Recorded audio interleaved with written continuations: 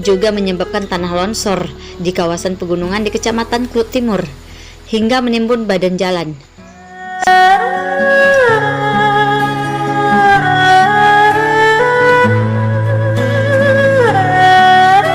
Satu unit rumah milik Zairin Amin, kepala desa Siurai-Urai, Kecamatan Klut Tengah, terpaksa dibongkar oleh warga secara bergotong royong karena nyaris digerus erosi sungai.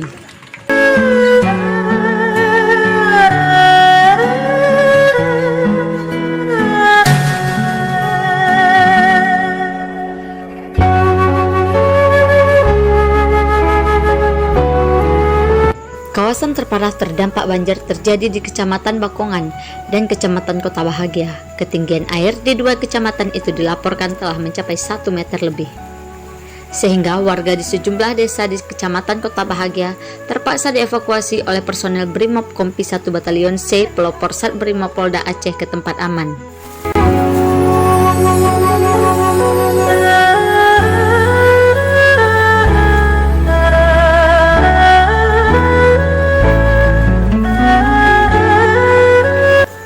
Hingga menjelang tengah malam, luapan banjir masih menggenangi rumah penduduk dan jalan raya di Kecamatan Bakongan.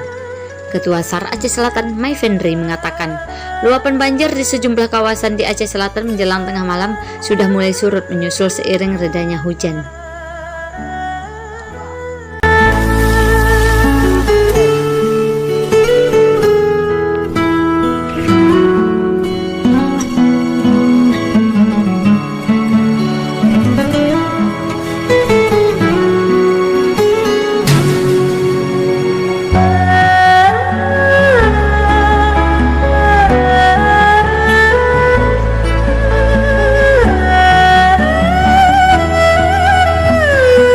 Terima kasih telah mengunjungi Ceber Channel.